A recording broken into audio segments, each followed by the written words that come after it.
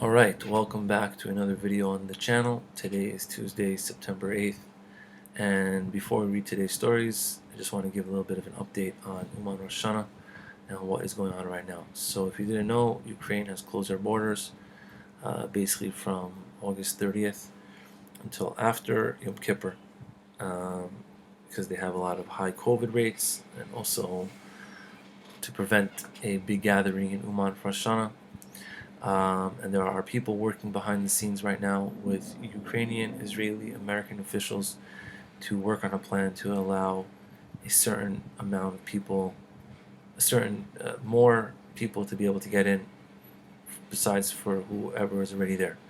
There was a lot of people that were able to get in the last few weeks, months, where they saw that something was going to happen, and also right before the borders closed, a lot of people were able to get in. So there's close to 2,000 people in Uman, is what they're saying right now, and we're still waiting for some more answers from meetings that are supposed to be taking place today. There was supposed to be a big meeting yesterday, but it was canceled due to Labor Day, so the American officials were not working.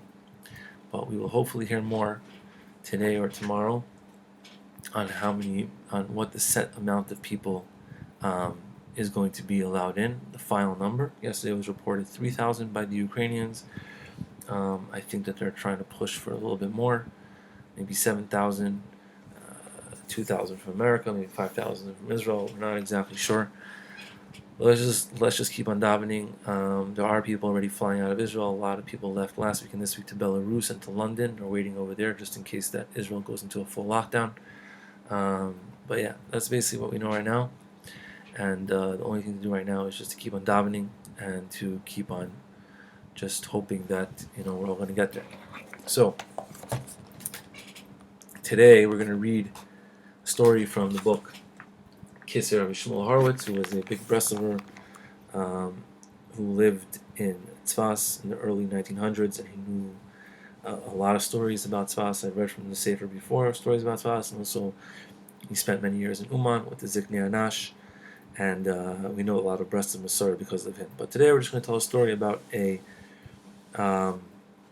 guy. His name is Chacham Yechezkel Cohen.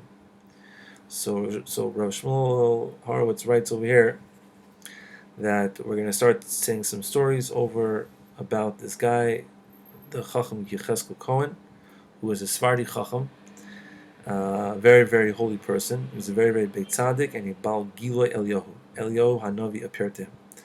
And the Sefardi sages, Chachamim of Tzfas, when he was growing up, when Rabbi Shimon Bar Yochai was a kid, they used to tell a lot of stories about him. And he says that whatever I remember, I'm going to try to write down. So basically, he says that this guy, the Chacham Yechezkel, for 30 years, he spent closed up in Meron by the Tzion of Rashbi. Right, he was the only one there. There was nobody living in Meron. There was no town yet then.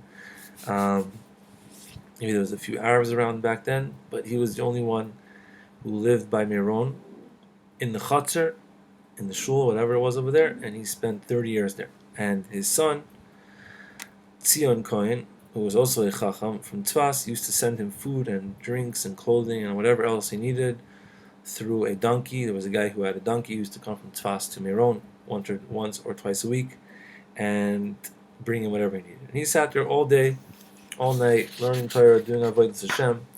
He made sure that the Ner Tamid, the oil and wick that's always lit by a Tzaddik's kever, there's an to have it there, was always lit, and made sure that there was enough oil and everything like that.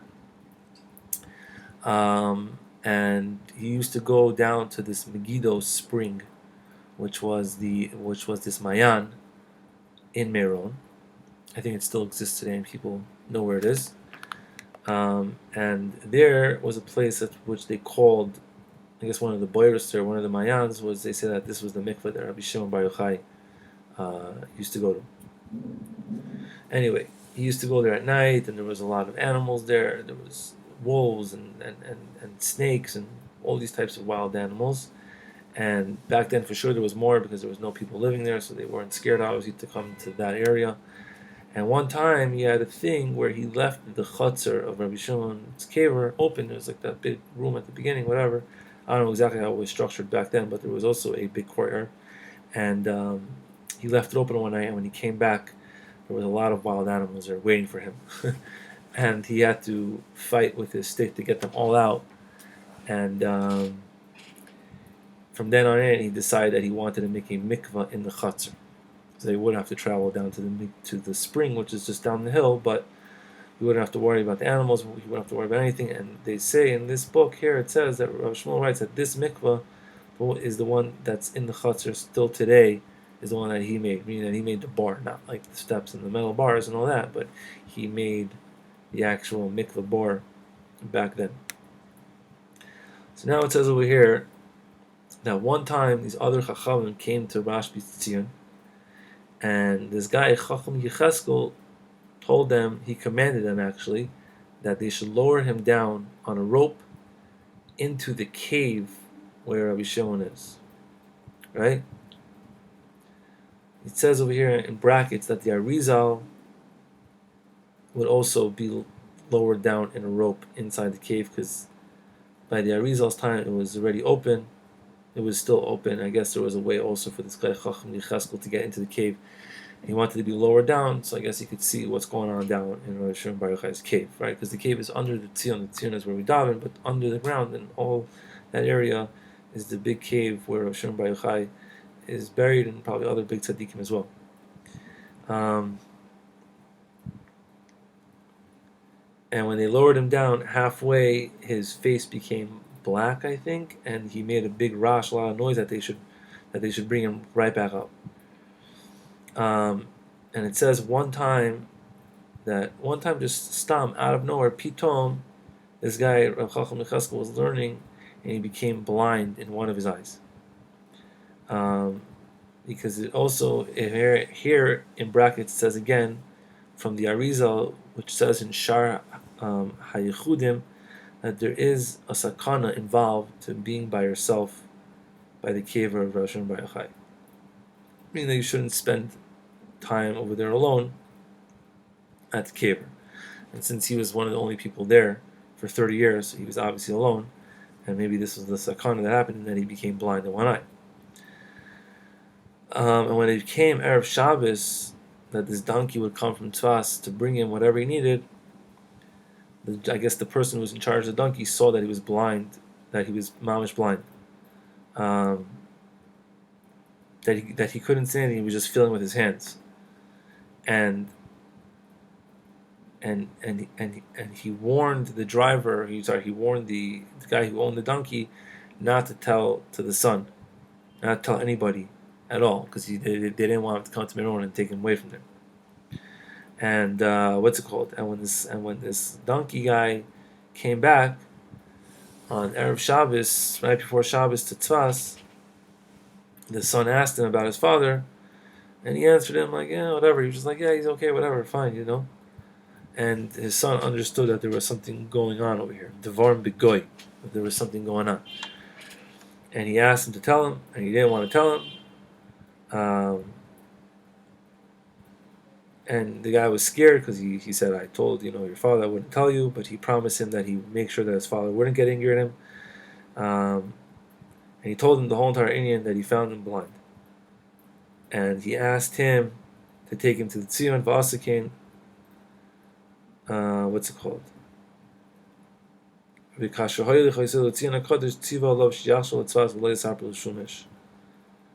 I guess.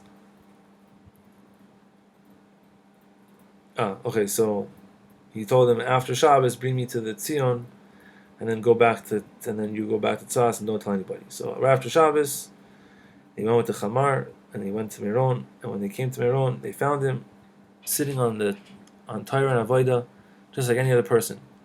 And there was no hint or anything that showed that he was blind or had been blinded.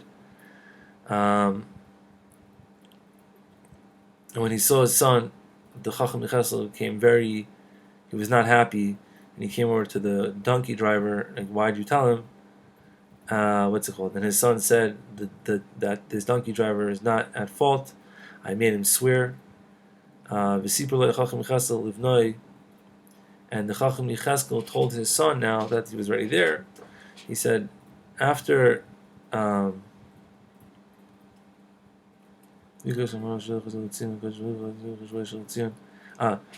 second. So when Chacham Yechezkel met the donkey driver on Friday, I guess he came down from the Tzion, but he couldn't even find his way back to the Tzion, so he begged him to bring him back to the Tzion on his donkey. Right? And then his son came after Shabbos, so now they're all together there at Motzei Shabbos at the Tzion of Rashbi. And the Chacham Yechezkel told him that right after the guy dropped me back off at the Tzion, I rested my head on the Tzion, and I asked, and I cried. And he said to Rashbi, I give my soul just to be next to you and to serve Hashem. Why does this have to happen to me, that I'm going to be blind?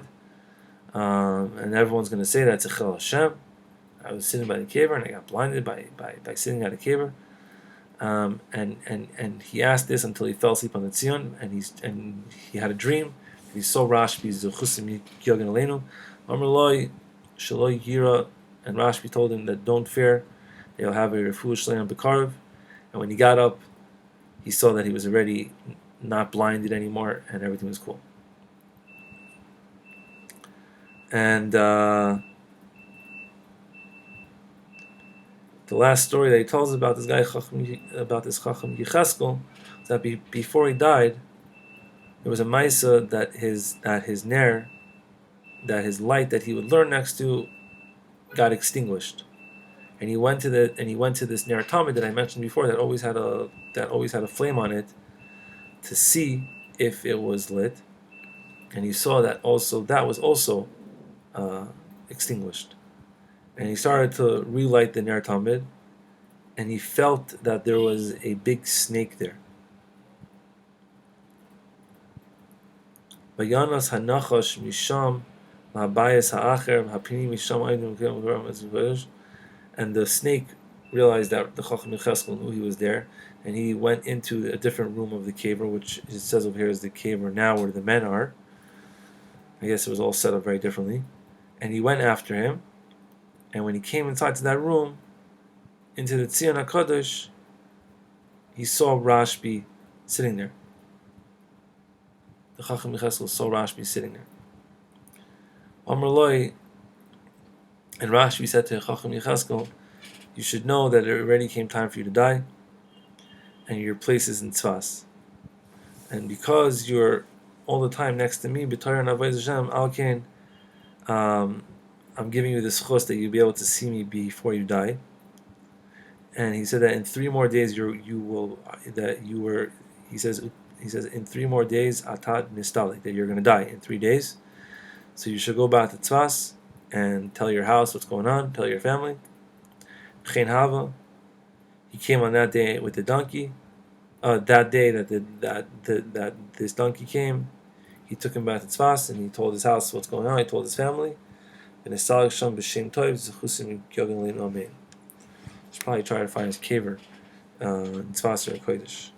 And it says over here in brackets, V'yesh Sipur Yafeh Me'achachim Yechezkel Zal. There's also another story that he went to the Har HaHar, where Aaron Cohen is buried, with Kohanim, but I don't remember it. Even though he doesn't remember it, but it's just good to read those 2 lines, because it's always in Yanim to read those little things.